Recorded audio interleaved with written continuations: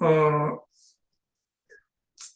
제가 이제 여기 배지를 달고 있는 게 이제 여기는 요건 이제 대한생활체육회 걷기 그 협회 배지입니다. 배지고 그런데 제가 요즘 이제 맨발로 하는 걷기를 좀 해봤습니다. 우리 회원님들이 그 나이가 평균적으로 좀 뭐 그러니까 은퇴하신 분들도 많고 하기 때문에 제가 요 말씀을 꼭 전하고 싶어서 말씀을 드립니다.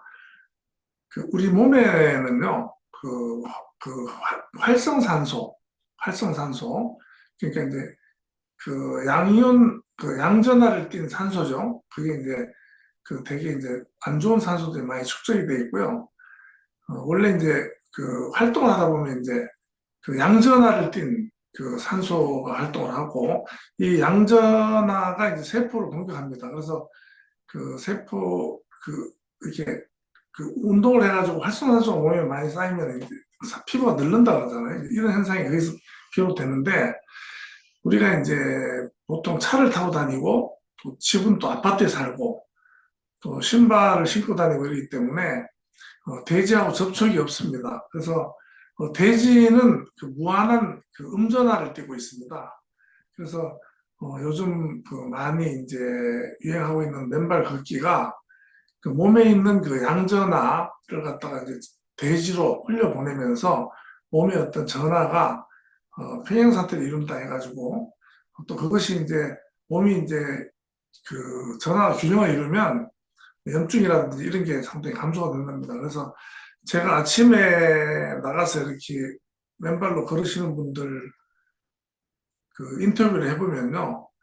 제가 직접 인터뷰한 사항입니다. 어떤 분은 그래요. 맨발로 다니니까 다른 사람 무좀 있는 발을 맨발로 지나가는 데를 지나가서 또 무좀이 옮을 수 있지 않느냐. 그런데 이제 여기 회원님들은 100% 말씀하시는 게 그런 경우는 없고 무좀이 다 낫는답니다. 무좀은 100% 낫는 걸로 돼 있고요. 그 다음에 뭐 발톱 무좀까지도 낫더라. 여기 이쪽 그 지회 맨발 걷기 지회 고문님 그런 말씀하셨어요. 제가 이제 그 당사자한테 직접 들은 얘기 하는 겁니다. 제가 확인했고 그 다음에 한 분이 이제 전립선 암으로 삼성병원에 다니시는데 저는 잘 모릅니다. 그 수치가 있대요. 암 수치가 3천, 4천까지도 이렇게 나왔는데 지금 이거 하면서 몇 달 하면서 물론 이제 병원에서도 병행해서 치료도 하지만 뭐 3, 4, 한 자리 숫자로 떨어졌다. 그래서 굉장히 열심히 하시는 분을 봤습니다. 보고 저 같은 경우에는 저는 건강한 편이라서 뭐 어떤 뭐 원래 건강한 사람들은 보약이 먹어도 뭐 표가 안 난다 그러는데 첫째로 저는 피로감이 상당히 많이 없어졌습니다. 피로감이라는 것은 이제 몸 안에 염증 물질이 많다든지 하면 푹 피로해지는데 그런 염증 물질이 많이 빠져나가 많이 개선이 되기 때문에 좋다. 그래서 일리가 있는 것 같고 제가 오늘 방송을 준비하면서 제가 느낀 겁니다.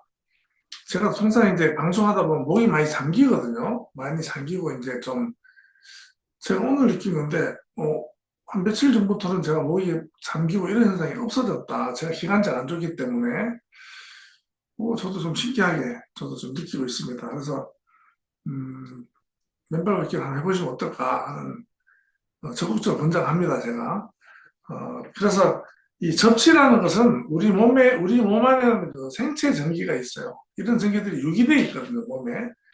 이런 것들이 계속 몸에 유기되어 있기 때문에 땅을 맨발로 디딤으로 해서 그 전기가 빠져나가는 거죠. 빠져나가면서 음전화, 양전화가 이제 균형을 이루면서 음전화를 띤 산소가 음연산소라고 해서 굉장히 몸에 좋습니다.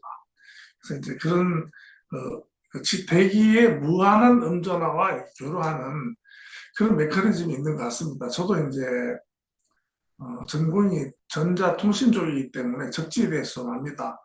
하는데 벼락이 치면은 어떤 건물의 피뢰침을 막고 그 피뢰침이 제대로 접지가 됐으면 그 건물에는 피해를 안 주고 바로 땅으로 흘러가 버리죠. 대지에 섭수해 버리는 겁니다.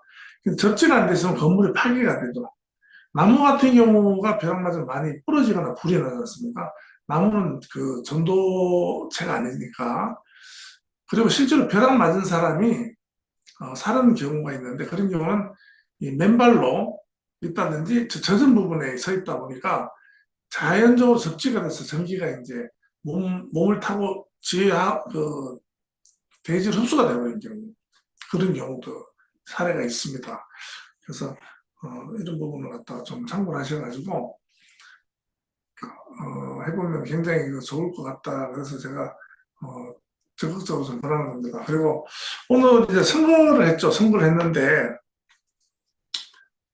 어쨌든 간에 뭐 선거를 어느 분이 되든 간에 뭐 나라를 잘 이끌어 주기를 바라는 마음이고요. 저는 이렇습니다. 선거를 치르면서 우리 서민들은 각자의 견해가 달라도 서로 이제 잘 지내자. 견해를 저는 이렇게 생각합니다. 사실은 우리 같은 서민들이 정치에 무슨 관계가 있습니까? 사실은 누가 되더라도 저희 삶은 큰 변화는 없습니다. 사실은 없는데 왜 우리 국민들, 우리 생계에 집중해야 되는 우리 서민들이 정치적인 논리로 대립이 되어야 되느냐 생각을 해보니까, 저희가 초등학교 다닐 때, 우리는 국민학교 다녔죠. 초등학교를 안 다니고 청군백군에서 싸웠어요. 저는 그게 이제 일본 시대 잔재지 않을까 해서, 모자가 있었죠, 모자. 이게 뒤집어 쓰면 파란색, 뒤집어 쓰면 흰색. 그래서 저희는 이유도 없이 천군과 백군으로 나눠서 경쟁을 했습니다.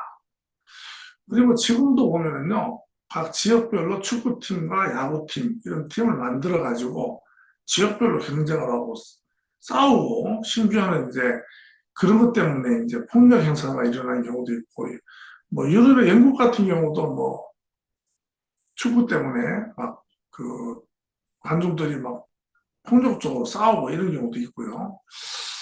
그래서 저는 이제 이런 부분이 우리가 좀 성숙되고 공동 지성체로 이제 발전하는, 현대인들은 전부 지성체입니다. 그렇기 때문에 어떤 정략적인 대립은 있을 수 있지만 인격적으로 대립하지는 않았으면 좋겠다. 그래서 저는 제 주변에 있는 저하고 견해가 다른 분도 있지만 잘 지내고 있습니다. 잘 지내고 있고, 좀 더 나아간다면 견해가 다르지 양쪽을 다 이해하는 그런 수준이 되면 좋겠다는 생각이 듭니다. 사람이 살면서 편향성이 굉장히 좋지 않은 영향을 미칩니다. 그래서 편견에 대한 거, 한쪽에 치우쳐 있는 거죠.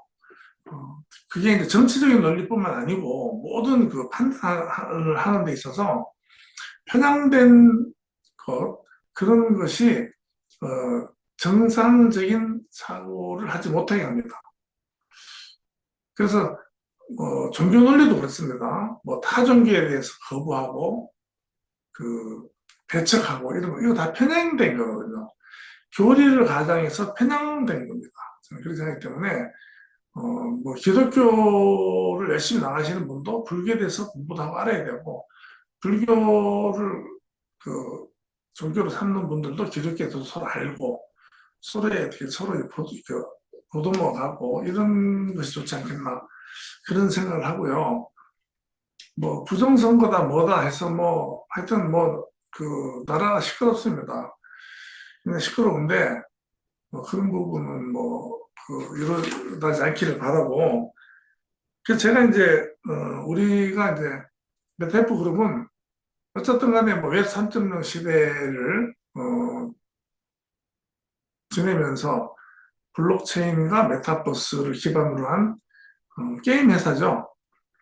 그래서 제가 그러면 이 선거가 웹 3.0 시대의 선거가 과연 계속 이런 식으로 갈 거냐 하고 이제 상상을 해보니까, 제가 봤을 때는 한 2040년쯤 되면 선거가 바뀔 것이다. 블록체인 기반으로. 그래서 선거 풍토가 완전히 바뀐다는 거죠. 그래서 왜 3조년 시대에는 선거가 어떻게 될 것이냐 하는 부분은 제가 기술적인 측면하고 또 상상을 해가지고 시나리오를 한번 써봤어요. 근데 2040년 대통령 선거일의 풍경은요, 일단, 뭐, 붉은 인주, 뭐, 흰 봉투, 투표함, 이런 것, 선거는 있지만 어떤 선거를 하는 장소라든지 이런 물리적인 그 요소는 하나도 없는 건데, 결국은 탈물질 된 겁니다, 선거도. 그리고 이제, 기표소가 없어졌기 때문에 기표소를 중심으로 하는 탈중앙이 된 겁니다. 결국은 웹 3.0의 기술이 선거도 바꿔놓는다는 겁니다. 그래서 아침 이제 시간은 있죠. 선거하는 시간은 있는데 정부가 운영한 공공 블록체인이 생겨요. 지금도 있을 겁니다. 그래서 지금 블록체인은 뭐 이더리움이나 뭐 이런 것이 있지만 정부 블록체인이 생깁니다. 지금 정부24라는 그 중앙화 어플리케이션이 있듯이 정부24라는 블록체인이 생겨요. 그럼 그 블록체인의 D앱이죠. 탈중앙 앱이죠. 거기 들어가면 거기에는 이제 등기도 내 집이 토큰화되어 있는 등기소라든지 뭐 세무관계라든지 나의 신분 같은 거 이런 거 다 이제 그 정부 블록체인에서 이제 되는 겁니다. 그 정부 블록체인에 이제 접속이 되는 거죠. 되면서 시간이 되면서 이제 앱을 실행하죠. 그러면 그때 앱을 실행할 때는 지금은 신분증을 내고 하지만 DID 신분증입니다. 탈중앙 신분증. 지금은 신분증을 다 내기 때문에 그 보는 분이 내 주민번호, 나의 개인정보를 순간적이지만 볼 수가 있어요. 하지만 이때는 이제 제로지식증명이 적용이 돼요. 그래서 제로지식증명은 내가 이 투표를 할 자격이 있다 없다만 그 증명이 됩니다. 그리고 내가 몇 살이냐 어디에 산다 뭐 이런 것이 관계없이 그 장소 해당되는 투표를 할 수 있는 선거권이 있다 없다만 증명이 되는 제로지식 증명으로 그 신분이 확인이 됩니다. 그래서 이제 그렇게 접속이 돼요. 접속이 되면 후보의 정책 자료는 IPFS로 분산형 파일 저장 네트워크가 바로 연결되어 있어요. 그래서 바로 연결해서 볼 수가 있고, 이것은 뭐 검열이라든지 수정이나 삭제 불가능합니다. 그리고 후보자가 했는 말이나 정책이나 기사나 이런 것도 삭제가 되거나 변조가 되거나 위조가 되는 사실이 없어져요. 이 탈중앙 블록체인 기반의 시스템은요, 그만큼 투명하고 공정한 겁니다. 한번 말하는 것이 기록이 되면 분산 저장이 된다는 거죠. 그렇기 때문에 그 말을 본인이 번복을 해도 이미 그 공동적으로 분산 저장이 됐기 때문에 수정할 수가 없습니다. 사실은 사실대로 남는 거죠. 그래서 이제 그런 정보가 투명하고 그래서 이제 더 정확한 판단을 할 수가 있겠죠. 그래서 이제 후보를 선택하고 확정 버튼을 누르면 이 투표 내용이 암호화돼서 블록체인에 기록이 됩니다. 그래서 이제 당신의 투표는 어느 블록에 기록이 됐다는 근거까지 떠요. 어느 블록에 이제 그 기록이 되는 거죠. 이것은 블록체인이 존재하는 이상은 그대로 기록이 남는 겁니다. 그 데이터가. 그다음에 이제 몇 번째 참여자다. 지금 저희가 이제 전국에 살기 때문에 몇 번째 참여자는 게 없지만 블록체인 기반의 투표가 되면 2천만, 뭐 312만, 뭐 몇 번째의 투표자를 하는 순서까지도 실시간으로 나온다는 겁니다. 그래서 이제 이미 이제 오전 10시인데 개표는 계속 집계가 되는 거죠. 그래서 실시간으로 계속 그 데이터가 쌓이는 겁니다. 그래서 그 투표소가 오늘 8시에 닫히죠? 8시에 닫히는데 8시부터 8시까지 계속 집계가 되는 거죠. 집계가 되고 있고 지금은 이제 실시간으로 되는 것은 이제 출구조사 같은 것만 진행하죠. 출구조사만 진행하는데, 출구조사 필요가 없어지죠. 이제 바로 되기 때문에. 그래서 참여율이라든지 이런 누적 투표수 같은 것은 이제 계속 공개가 되는 겁니다. 바로 실시간으로. 지금 이제 말이 많은 뭐 사실인지 아닌지 모르지만 부정선거 의혹 이런 것은 기술적으로 이제 불가능해졌다. 대신 실내의 설계가 완성된 셈입니다. 그래서 이렇게 이제 투표가 되고요.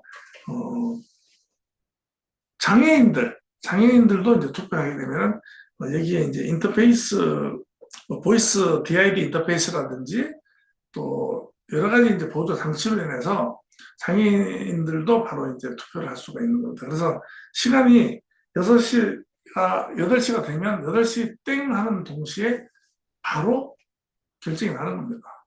이미. 그래서 그 시간으로 이제 제한하는 거죠. 그래서 이제 개표를 한다든지 그런 게 있을 수가 없다. 그래서 이제 선거는 이제 그 미래의 선거는 이벤트가 아니고 코드로 구현된 공적인 약속이다. 이제 코드로 이제 구현이 되는 겁니다. 되고 시민은 감시자가 아니고 이제는 참여자가 되는 겁니다. 참여자. 그리고 이제 권력은 위임이 아니고 이제 계약이 되는 겁니다. 권력을 위임할 수 없는 것이 이제 다오 시스템으로 지금 그 국회의원도 아마 없어질 수도 있다. 왜 그러냐면 그 국민들의 의사결정을 대신해서 대표로 가서 하기 때문에 하는데 거버넌스 다오 시스템이 적용되면요 국민 참여 의사결정을 바로바로 할 수 있어요. 이런 식으로 모든 정책이라든지 그래서 국회에도 보면 이제 분과가 있죠. 뭐 여러 분과가 있습니다. 뭐 건설 분과도 있고 뭐 있는데 국민들이 다수가 그 분과위원으로 다 위촉이 돼서 그 분과의 어떤 정책이라든지 이런 걸 실시간으로 다 다오 시스템에서 정책을 결정할 수가 있습니다. 그 이더리움이 이제 최초에 다오를 했는데 다오라는 것은 많은 사람이 동시에 참여해서 투표를 해서 의사결정을 하는 거죠. 지금 블록체인 시스템 상에서는 지금 진행이 되고 있습니다. 이것이 이제 정부의 정책 결정에도 이제 적용이 된다. 그렇게 생각하면 상당히 즐겁죠. 즐겁고 투명하고 온 국민이 정치에 다 참여할 수가 있는 겁니다. 그렇게 되면 참 이 세상이 좋아질 것 같습니다. 국회의원들은 아마 없어지지 않을까 저는 생각을 합니다. 그런데 제가 이제 거기서 상상을 해봤습니다. 그래도 명색이 이제 블록체인 그리고 이제 메타버스를 그 기반으로 하는 그런 회사고 그런데 투표도 한번 이런 차원에서 한번 생각을 해봐야 되지 않을까 이렇게 생각을 했기 때문에 제가 말씀을 드렸습니다. 뭐 이제 제가 드린 말씀은요 모든 분야가 이런 식으로 바뀌어갑니다. 바뀌어가기 때문에 그 어떤 에너지죠 에너지. 그러니까 쓸데없는 에너지. 그 뭐 다툼이라든지 뭐 부정적인 에너지라든지 이런 것은 없어집니다. 그러니까 사람이 개입된 부분은요 감정이 개입되다 보면 옳고 그름을 떠나가지고 감정으로 가버리면 판단이 잘못될 수가 있습니다. 그래서 기계나 시스템이 개입되면 감정이 개입이 안 되죠. 그래서 공정한 그런 것이 된다 저는 생각합니다. 오늘은 그 저희가 투자를 하는 데 있어가지고 요즘 이제 뭐 어차피 그 저희 회사도 회원님들이 투자를 하는 거고 또 그 투자를 통해서 어떤 그 재원이죠 재원 돈을 좀 벌고 또 그런 그 목적으로 모였기 때문에 저희 회사를 간단하게 소개하고 투자에 대해서 투자란 어떤 것이냐 하는 부분에 대해서 그냥 편안하게 좀 재미있게 해서 좀 주제를 가져와 봤습니다.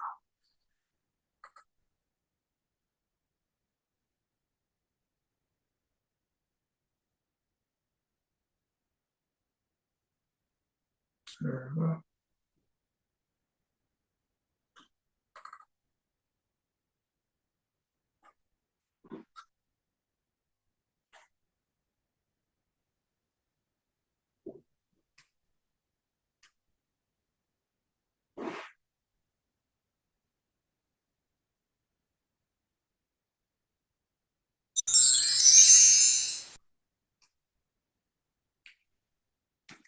지금 잠깐만요. 지금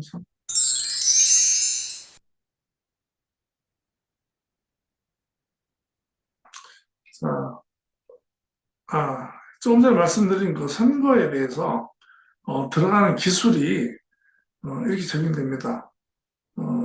신원확인은 DID의 이제 제로 증명. 그래서 이제 이것은 이제 지금 주민등록증이 있지만 지금은 이제 DID 지갑입니다. 지갑에 이제 자기 신분이 자기 관리자로 돼 있고, 그래서 제시할 때는 자격 유무만 적용되는 그 제로 증명, 개인 정보가 하나도 안 들어갑니다. 나이라든지 이런 부분이 들어가지 않습니다. 나이라든지 주소라든지 뭐 이런 게 안 들어가고, 자격이 있다 없다만 나옵니다. 유권자 자격만 정리된다.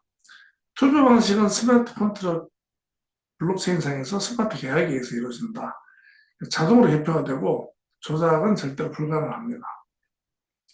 정보 전달 IPFS라고 분산 저장 장치에 의해서 수정 불가능한 공약과 검열 불가능하다. IPFS에 저장이 된다. 그 다음에 이제 공개 블록 데이터이기 때문에 투명성이 보장된다. 실시간 검증이 계속됩니다. DID를 쓰게 되면 또 이중으로 되지 않습니다. 그래서 이제 음모론 이런 것은 있을 수가 없습니다. 그 다음에 이제 장애인 접근성이 좋다. 음성 생체 기반 인터페이스가 있기 때문에 모두를 위한 정치 참여 실현하고 선거 이후에는 이제 더버넌스 공약타오라고 그러죠. 공약에 대한 탈중앙 그 의사결정할 수 있는 그런 그 단체가 많이 생기면서 지속적인 거번성이 이루어진다. 그래서 정신이 계속되는 투표가 된다 하는 것이 이제 됩니다. 제가 아까 전에 이제 천군백군으로 이렇게 나눠서 우리가 해왔고, 그런 부분이 사실상 어떤 그 집단, 권력 집단에 의해서 일제 같은 경우는 군국주의죠. 그래서 국민을 계도하고 국민을 갖다 정부에서 거의 뭐 이렇게 통제를 합니다. 뭐 과거에는 다 이제 국민들 통제 사회였으니까 그 통제의 주체는 가스라이팅입니다. 가스라이팅. 그래서 우리가 그 가스라이팅 속에서 살아왔기 때문에 제가 뭐 투자 얘기하다가 왜 가스라이팅까지 왔느냐 하는 부분인데요. 투자 부분도 결국은 외부로부터의 정보에 의해서 내가 외부의 어떤 의사 결정에 대해서 따르게 되면 그것도 투자 결정에서도 가스라이팅이 될 수가 있는 겁니다.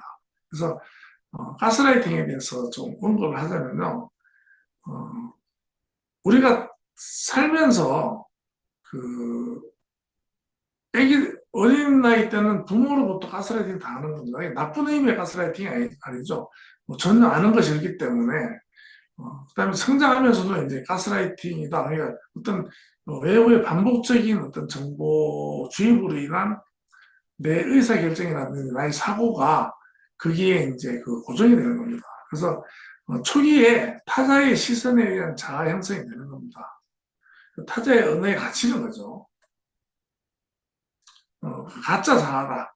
원래 나라기보다는 타자의 시선에 의한 자아가 형성된 겁니다. 그 바깥에서는 정보에 의해서 내가 이제 조종당하는 원래 내가 아니라는 얘기죠. 그래서 이제 이 부분이 이제 지식이 성장하다 보면 어느 순간에 반발이 생깁니다. 반발력. 이게 왜 이렇게 가야 될까 하는 반발력. 이것은 지식이 빨리 형성이 될수록 빨리 생겨요. 그리고 이제 반항기가 있죠. 청소년들이 보면 사춘기라고 그러는데 그것이 일단은 저는 일종의 이제 메타인지다. 그리고 이제 억압된 지적인 통제를 벗어나려고 하는 시도다. 이렇게 저는 봅니다.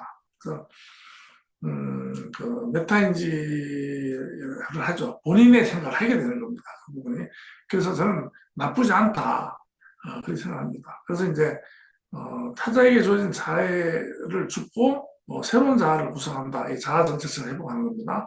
이게 이제 한 50대 정도. 왜냐하면 그러한 그 외부의 정보의 억압 속에 살 수밖에 없었던 것은 나보다 권력이 센, 나보다 센 사람으로부터 어떤 월급을 받거나 지시를 받거나 또 사업을 하더라도 거래처가 있거나 나의 이익을 위해서는 나보다 나의 이익을 주는 그 집단이나 권력에 굴복할 수밖에 없어요. 그래서 그렇게 살 수밖에 없는 상황이에요. 그래서 그 스스로 장사 지낸다. 이 장사의 이 말은 50대를 넘어서면서 내가 이제 힘이 세지는 겁니다. 내가 이제 좀 그 직장에서도 내가 좀 높은 자리에 올라가고 또 부를 형성하고 했을 때 근데 나만의 어떤 주관 있는 어떤 생각을 할 수 있는 그래서 장자가 스스로 장사 지내고 새로운 그 나를 찾는다는 게 이제 여기서 있는 겁니다. 이러한 부분이 되기 위해서는 평생 학습이 돼야 된다. 끝없이 공부를 해야 돼요. 끝없이. 어, 그래서 자아를 끝없이 계속 그 갱신하고 확장해 나가야 됩니다.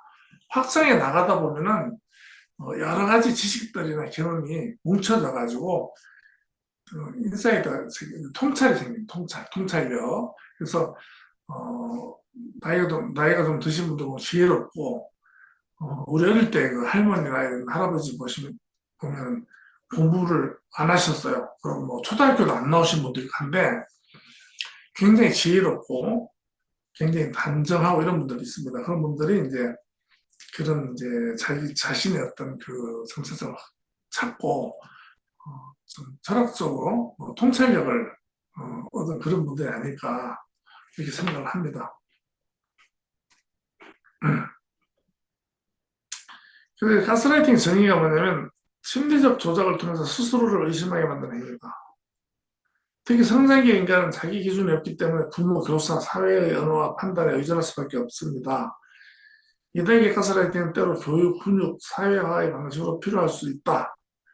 그건 내 생각이 잘못됐어. 그렇게 하면 안 돼는 초기엔 방향을 줄 수 있지만 장기적으로 자기 판단을 마비시키는 역할입니다. 그래서 가이드를 받다가 어느 순간에 본인이 판단하는, 틀리더라도 본인이 판단하는 그런 자기의 생각을 할 줄 알아야 된다. 그래서 요즘 아이들이 요즘 그 MZ 세대가 왜 기존의 기성 세대가 살아왔던 걸 살지 않느냐, 지적인 어떤 그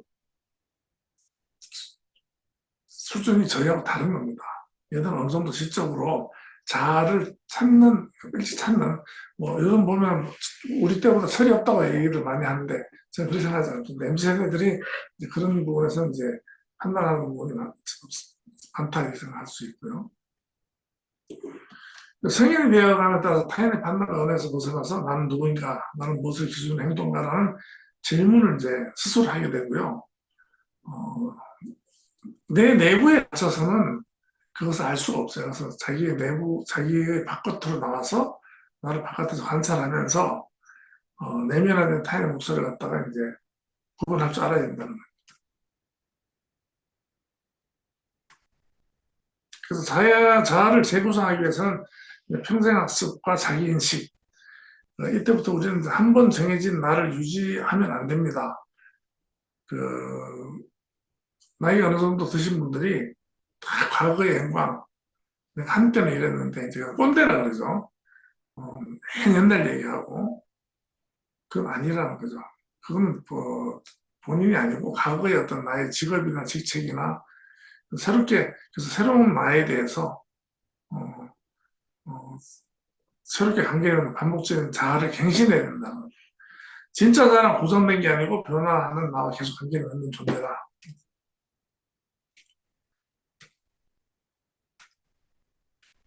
저희 메타 그룹은요, 지금 이제 그 베트남에서 이제 활동하다 올해부터 이제 필리핀으로 이제 그 확장을 해서 지금 그 메타에스도 가격이 상승하고 있고 지금 여러 가지 정책적으로 변화가 큽니다.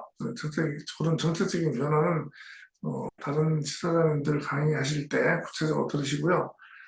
지금 상당히 활발하게 지금 그 회사 정책을 이끌어 나가는 것 같습니다. 그래서 여기서 제가 우리 회사의 이제 그 강한철 회장님의 경영 철학이고 회사의 이제 전반적인 경영 철학이고 한데 이것을 이제 제가 생각했을 때는 현시대적으로 우리 개인적으로 적용을 해도 괜찮을 것 같다 해서 제가 가끔씩 이제 이 부분을 짚어보는데요. 꿈과 생각의 크기를 정하지 마라. 이제는 어떤 과거처럼 또 꿈이나 생각을 정해놓고 사는 시대가 아닙니다. 그래서 열어놓고 진짜 큰 꿈, 큰 생각, 목적과 목표는 다릅니다. 목표를 대부분 투자를 한다 그러면 목적을 얘기하죠. 돈이 목적이 되는 거죠. 사실은 돈이 목적이 되면 되지 않는 거거든요. 그래서 꿈과 생각의 크기도 정하지 않을 뿐더러 꿈과 생각의 생각이 종류도 정하면 안 된다 하는 부분입니다. 그래서 상황에 맞게 큰 꿈을 가지고 열심히 하다 보면 이제 크게 이제 이룰 수도 있다. 그렇다. 그다음 한골탈퇴하다. 완전히 바뀌라는 뜻이죠. 시대적으로 지금 완전히 바뀌고 있습니다. 가장 큰 바뀌는 것은 이제 물질 시대에서 탈물질 시대가 물질이 많이 조금 전에 제가 선거를 예를 들어서 말씀드렸지만 선거만 하더라도 투표하면 투표 용지고 아무것도 없는 겁니다. 그러니까 물질적인 자원이 하나도 안 들어가죠. 지금 제가 아까 그 투표에 대해서 그 2040년 투표에 대해서 이렇게 설명을 드렸는데 그냥 종이고 집게고 뭐가 아무것도 없는 겁니다. 데이터로 그냥 내 어떤 그 블록체인 기반의 어떤 그 모바일 뭐 그때는 또 어떤 형태로 바뀌어 있을 수 제가 말씀 못 드리는 게 뭐 이런 스마트폰 개념이 아닌 다른 개념이 생길 수도 있잖아요. 그래서 그런 거 관련해서 이렇게 하기 때문에 아무런 물질적 자원이 소모되지 않은 상태에서 선거가 끝나는 겁니다. 그래서 시대적으로 그렇게 변하기 때문에 우리는 우리의 몸, 육체적인 부분을 떠나서 이 정신적인 생각 자체를 바꿔야 된다는 겁니다. 시대적인 요구입니다. 그리고 무엇이든지 준비하고 기다리면 반드시 성공할 수밖에 없다. 여기서 중요한 것은요. 준비를 하고 기다려야 됩니다. 준비를 하지 않고 기다리면 안 됩니다. 그 우스갯소리가 있죠. 복권을 사놓고 대기를 빌어야 된다는 겁니다. 복권도 사지 않고 복권이 당첨됐으면 하는 꿈을 꾼다는 거죠. 우리가 돈을 목적으로 매일 돈을 벌기를 꿈을 꾸지만 돈을 벌기 위한 준비를 하나도 안 하고 있는 겁니다. 매일매일 다이어트를 꿈꾸지만 매일매일 먹는 음식이나 생활 환경이 똑같다 하는 것 똑같은 거죠. 이러한 부분은 어떤 각성, 아주 뼈에 새길 만한 반성을 통해서 바꿔야 됩니다. 그래서 제가 오늘 투자에 대해서 이제 말씀을 좀 드리고자 하는데, 투자라는 것은요, 현재 자원, 뭐, 지금 나의 노동, 아이디어, 돈, 시간, 이런 것을 갖다가 이제 현재 자원이죠. 지금 가지고 있는 거. 아이디어만 가지고 이제 뭐, 투자한다. 벤처 기업이 될 수 있고요. 미국 실리콘밸리 가면 대학생이 하나의 아이디어만 가지고도 큰 기업을 이루는 경우가 있습니다. 우리나라는 좀 힘들죠. 이러한 아이디어도 많은 준비가 돼야 된다는 겁니다. 나의 몸이라든지 시간 이런 것이 현재 자원을 가지고 미래의 가치에 대해서 이제 를 보는 거죠. 금전적으로 수익을 보는 것도 투자지만 내가 지금 현재 자원에다가 나의 머리에다가 공부를 하는데 그 돈을 집어넣어서 어떤 좋은 기술 습득한다든지 이런 것도 이제 미래의 가치라고 볼 수 있는 겁니다. 그래서 꼭 돈이 문제가 아니고요. 현재 자원에 무엇을 투입해가지고 미래의 어떤 가치를 보는 것, 이것이 투자예요. 투자라 그러면 지금요, 그냥 돈만 100원 넣어서 1000원 만든다. 이런 식으로 생각을 하는 거죠. 그렇지만 이런 부분도 이제 기본적으로 생각해야 될 부분이 있기 때문에 제가 말씀을 드립니다. 하지만 어떤 기대와 리스크가 상충이 됩니다. 그래서 기대에 몸치고 또 이제 피해를 볼 수도 있고 리스크가 있죠. 그래서 어쨌든 간에 손실 가능성이 있지만 더 나은 미래를 기대하면서 실행하는 행동, 투자라고 볼 수 있고요.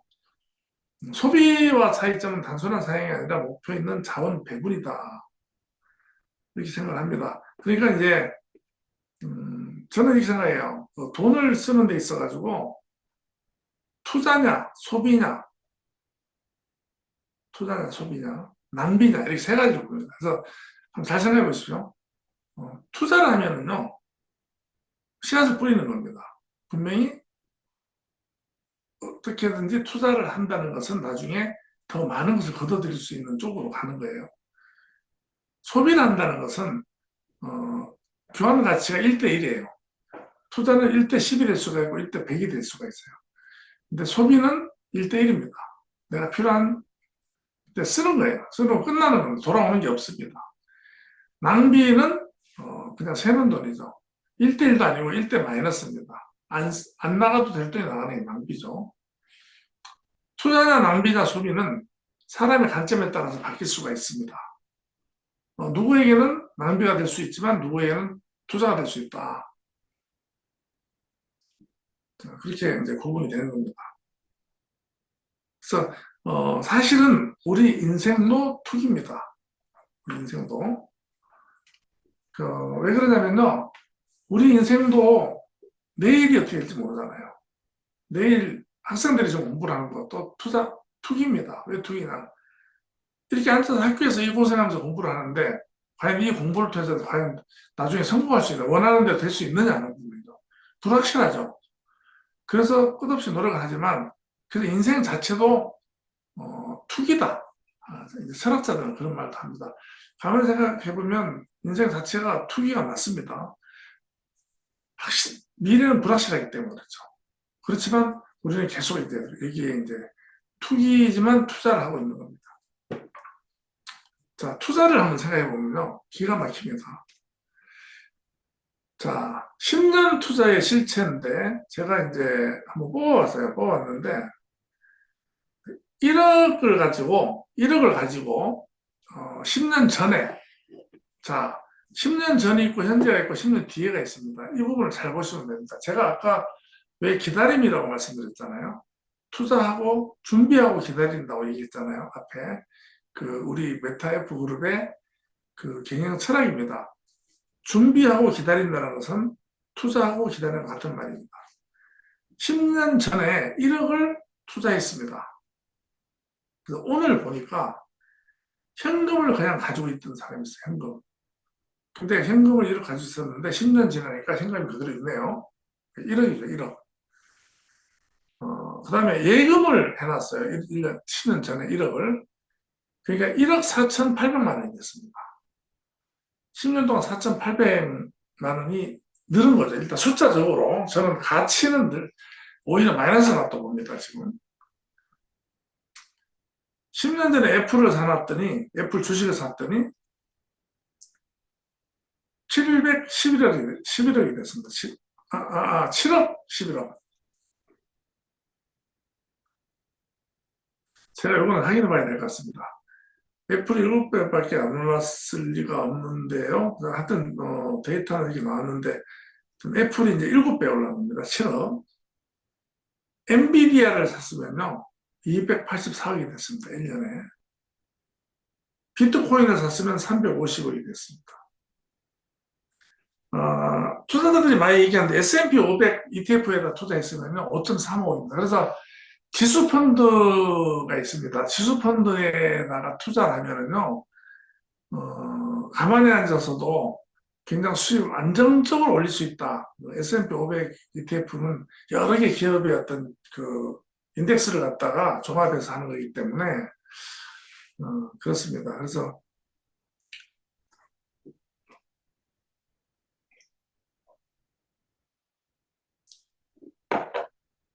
삼성전자가 참 안타깝네요. 저도 예전에 삼성전자 주식을 가지고 있었고 되게 좋아했는데 10년을 갖고 있어봤자 2.5배, 금이 3.1배 올랐습니다. 3.1배. 금 1억을 사놨으면 금이 지금 3배 올랐네요. 10년 동안에. 달러는 1.35. 그러니까 뭐 현금성은 그렇게 많이 오르지 않죠. 사실은 현금이나 예금이나 달러는 많이 안 올라야 정상이에요. 많이 올랐다면 인플레이션이 강하다는 얘기죠. 이더리움이 5,200억입니다. 이더리움 10년 전에 살았으면 도지는 2,800억이 됐습니다. 여기서 이제 생각해 보면요. 우리가 지금 어떠한 데 투자를 할 것이다. 다 올랐어요. 다. 그런데 투자자들의 얘기가 뒤에 나오는데 최소한 확실한 데 투자해 놓으면요. 10년 뒤에는 몇 배는 얻을 수 있다는 얘기예요. 이게 투자입니다. 그래서 제가 되짚어서 10년을 봤는데 우리가 주식을 사든지 코인을 사면 매일 보거든요. 매일 들여다봅니다. 그 뒤에 이제 그 워렌 버핏이 한 말이 있습니다. 부분을 보고요. 주식 그래서 매일 들여다보면서 우리가 적용되는 부분이 있습니다. 매일 들여다보면서 떨어지면 공포에 떨고 올라가면 그 안에 들어있는 건 그대로인데 손에 먹고 내리면 기분 안 좋고 계속 그 안에 있는 주식은 수는 그대로 있는데 그래서 저는 이렇게 생각합니다. 우리는 원화로 환산해서 그 돈을 오르내는 거지만 그 주식이나 코인의 숫자는 그대로 있지 않습니까? 거꾸로 놓고 코인의 숫자는 그대로 있습니다. 주식의 숫자는 그대로 있기 때문에 그렇게 보는 방법도 있어야 된다. 그래서 이것을 갖다 이제 심리적으로 분석한 것이 있는데요. 한의지수라고 있습니다. 그리드 인덱스라 그래서 총 이제 7개의 시장 심리를 가지고 이제 지표를 만든 거예요. 어떤 주식 모멘텀이라든지 주식 수요, 시장 변동성, 옵션 거래량 이런 걸 갖다 종합해서 여기서 100으로 이제 수치를 표시하는데 환희 탐욕지수, 공포 탐욕지수라고 얘기합니다. 이게 이제 표시를 보면 이제 0에서 25는 극단적 공포, 25에서 50은 공포, 50에서 70은 탐욕, 75에서 100이면 극단적 탐욕이 되어 있는데요. 사실은 정말 괜찮은 대상의 투자 대상은 극단적 공포 때는 다 도망갑니다. 대부분. 이때 들어가야 돼요. 사실은. 정말로 그 멘탈이 강하면 이때 들어가서요. 탐욕 정도 수준에서 나오면 돈 버는 겁니다. 대부분 그런데 어떻게 하냐면요. 탐욕에서 들어갑니다. 탐욕에서 들어가서 이제 다 틀리는 거죠, 결국. 그래서 투자 시장에서 공포를 조성할 때는 고래들이나 대형 어떤 투자자들이 흔드는 겁니다. 다 도망갈 때 나는 들어가야 되는 거죠. 그래서 투자 시장에서는 5%에서 3%밖에 돈 못 버는 겁니다. 공부를 해야 된다고 말씀드리는 거죠. 제가 이제 예를 든다면 뭐 코인이 뭐 비트코인, 이더리움, 솔라나, 리플 여러 가지 종류가 있죠. 여러 가지 종류가 있는데 어떠한 부분을 투자한다고 하면은 그 투자한 그 투자 대상에 공부를 해야 됩니다. 근데 저는 이제 사람들 만나면 뭐 사면 돼? 종목 물어보는 사람들은 100% 사면 돈 못 봅니다. 얘기 안 해줍니다. 얘기해주면 그것도 콜라당 사가지고 견디지 못해요. 왜냐? 봉사거든요. 공포지수가 아니고 뭐 공포지수만 들어가도 아무런 확신이기 때문에 그때 이제 손절한다든지 도망가 버리는 거예요. 그런데 확실한 어떤 내용을 알고 있으면 공포를 견딜 수가 있는 겁니다. 그런 부분을 하기 위해서 공부를 해야 되는 거예요. 제가 지금 이제 예를 들면 리플을 가지고 투자를 한다. 그러면 뭐 리플을 갖다 예를 들어서 1억을 투자했다. 여기 이제 예를 들었듯이 하루아침에 7,500도 될 수가 있고요. 5천만 원 갈 수도 있습니다. 그러면 야 이건 뭐 리플 얘기해 준 사람 원망하고 할 게 아니고 리플에 대해서 공부를 해야 된다 이거죠. 얼마나 해야 되나. 리플에 대해서 책을 쏟아 한 걸 씁니다. 하면 2012년에 설립이 됐고요. 그 뒤로 이제 리플레처 기반의 XRP가 1,000억 개가 발행이 됐다. 그 다음에 이제 2013년에는 탈중앙 거래소, 리플레처 구조가 공개되고, 15년에는 금융기관 파트너십 확대하고, 또 그다음에 ISO 금융표준을 준수하고, 또 히든노드라는 무슨 회사를 인수하고, 또 스테이블 코인을 발행하고, 이런 부분 행보 있죠. 그 대상 행보. 주식도 마찬가지죠. 주식도 삼성전자면 삼성전자가 어떻다, 무슨 반도체 라인을 생산한다든지, 자산을 매각한다, 이런 현황을 쭉 파악하면서 했을 때 가격이 막 하락하면 분명히 이것은 세력이 공포를 조성하는구나. 그럴 때는 더 들어가야 되는 거죠. 예를 들면. 그래서 정말로 투자를 잘 하시는 분들은요, 지난번에 그 작년 12월 달에 사건이 하나 있지 않습니까? 한밤중에. 그때 아마 그 코인이나 주식이 뭐 거의 순식간으로 반토막한 상황이 있었어요. 그때도 산 사람이 있습니다. 그때 판 사람이 있고요. 그래서 아주 간단한 원리인데도 투자 시장에서는 그게 지켜지지 않는다는 겁니다. 그 이유는 준비하지 않고 알지 않고 모르는 상태에서 남들 따라서 걸음지고 당해간다고요.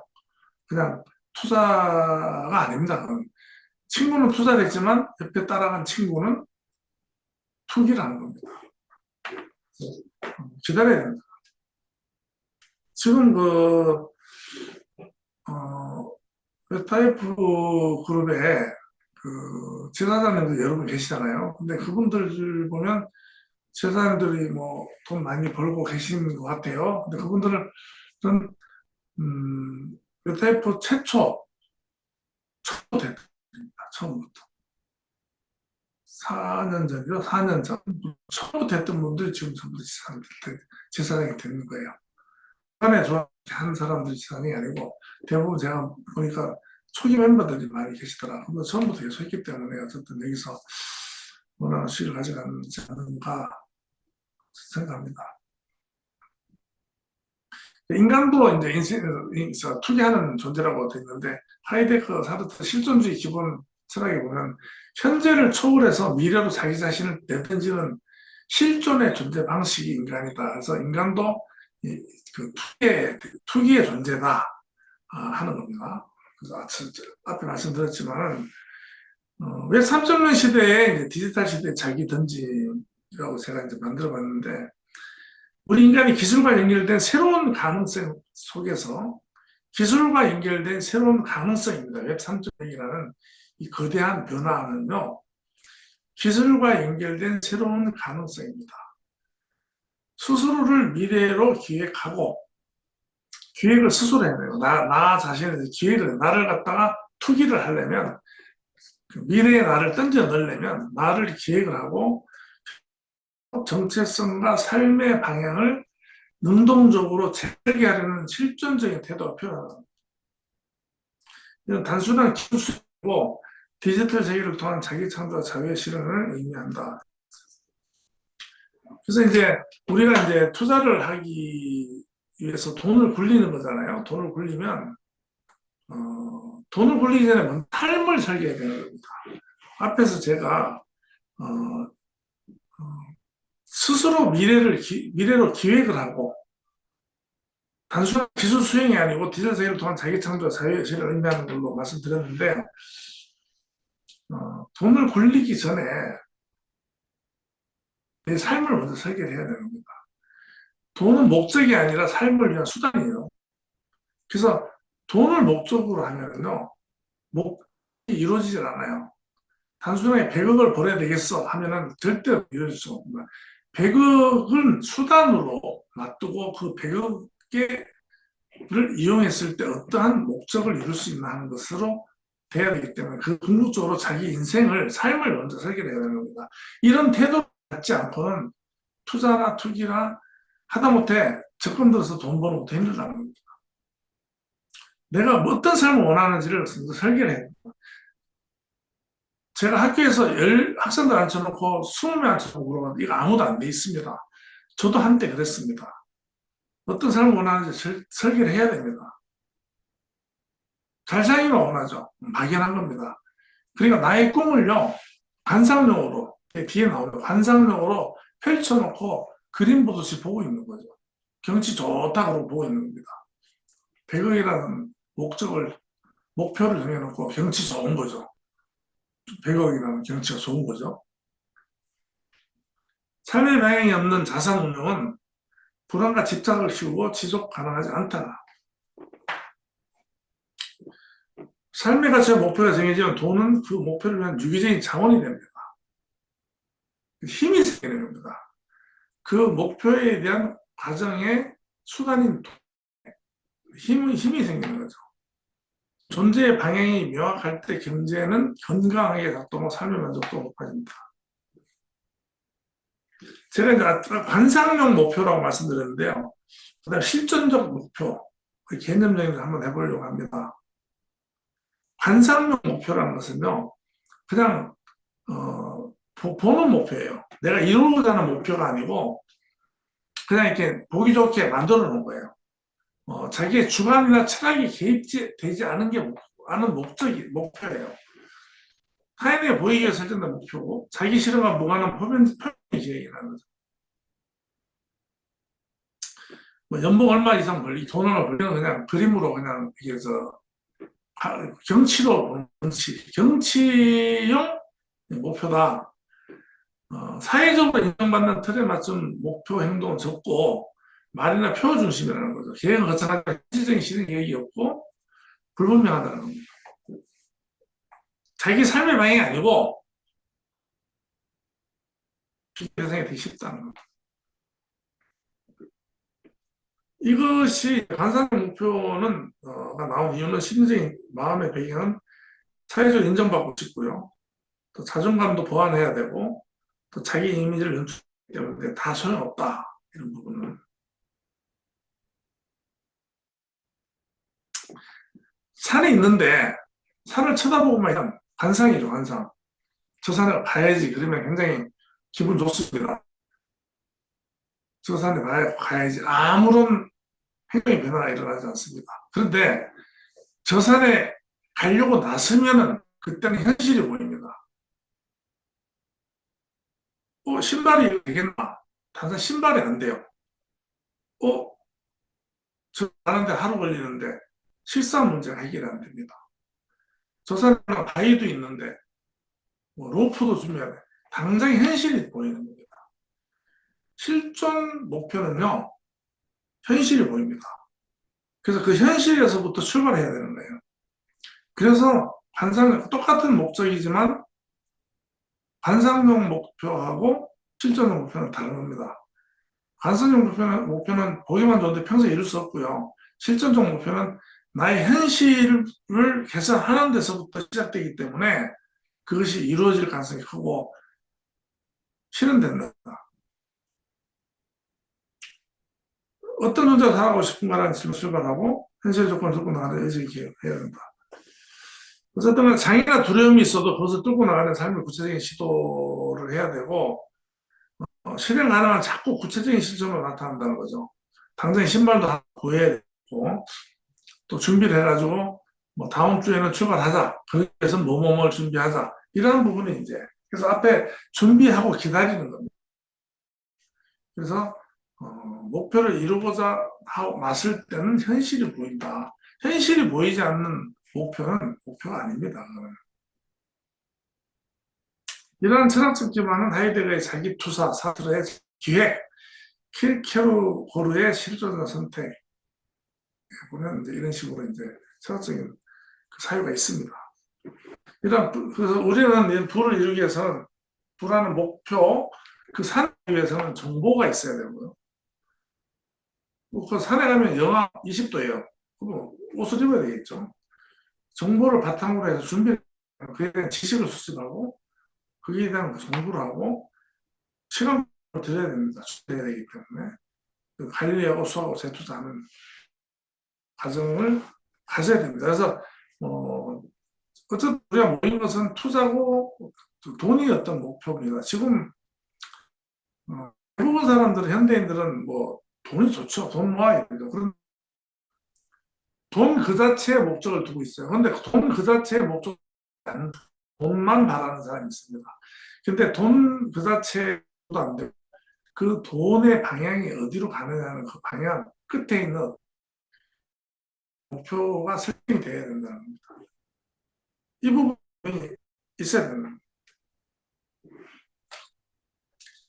이러한 그 돈에 대한 탐욕으로만 가게 되면요, 목적 없는 돈, 구속이 됩니다. 구속이 되는데, 이러한 부분을 장자는 인간이 진정으로 자유로워지기 위해서는 소유에 대한 욕심을 내려놓아야 된다. 그래서 목적을 설정하는 데 있어서 목표나 목적은 어떤 소유의 대상이 되지 않을 수 있어요. 그 과정에서 돈이라는 것은 탐욕을 동반한 그 소유의 대상이 되기 때문에 그런 욕망에서 그러한 욕망이 사람의 이제 그 정체성을 흐린다는 거죠. 그래서 경계해야 된다. 소유는 경계를 만들고 경계는 차별을 낳고 차별은 집착 을 만든다는 무소유가 무한의 자유를 만든다는 메시지가 깔려있다. 이는 훗날 법정 스님의 무소유 슬라이드 이런 전하는 겁니다. 제가 어디에서 이런 얘기를 했습니다. 내 집이 있죠. 내 집. 여기 내 집입니다. 난 내 집이 있기 때문에 그 집에 들어갑니다. 그 집은 내 소유입니다. 그런데 장자는 말합니다. 네가 네 집이라 소유면 네가 움직일 수가 있어야지.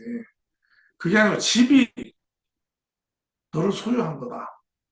그 네가 그 집에 들어가는 거야. 집은 가만히 있는데 네가 나갔다 또 글로 들어가잖아. 너의 주인은 집이지. 어떻게 네가 너의 네가 집 주인이 이렇게 얘기하는 겁니다. 잘 해보면요. 제주도에 내 집이 있다고 생각해 보십시오. 시간 없을까요? 아, 이 얘기를 하고, 투자에 대한 얘기 할게요. 제주도에 내 집이 있다면, 그게 내 집이가 아니라는 거죠. 얘기가 또 나올 겁니다. 그게 메이는 거는 소유가 아닙니다. 우리 다 메이는 거죠. 장자가 말했죠. 돈의 목적을 두고 돈에 매이는 눈이 멀어 사기당하는 거예요. 여기 나와서 뭐 이거 하고 끝낼게요. 제가 장자의 네 편에 인간세 인간은 그 부분에 지금 검은 가지고 있지만 나를 지배한다고 되어 있습니다. 인간이 어떤 대상을 소유한다고 생각할 때 사실은 그것 제한된다. 어떤 것을 소유를 하면 그 소유라고 생각하는 실제 소유가 아니라는 거죠. 그 소유로 인해서 내 감정과 행동이 제한되는 겁니다. 내가 집을 소유하면 집에 그 집을 중심으로 내가 움직여야 되고, 그래서 퇴직해서 바닷가에 사는 걸 그리워해서 한도 강변에 집을 가서 살았어요. 그분 말도 안 돼서 후회다. 제가 아는 분이 제주도 가서 살았는데요. 매일 나옵니다.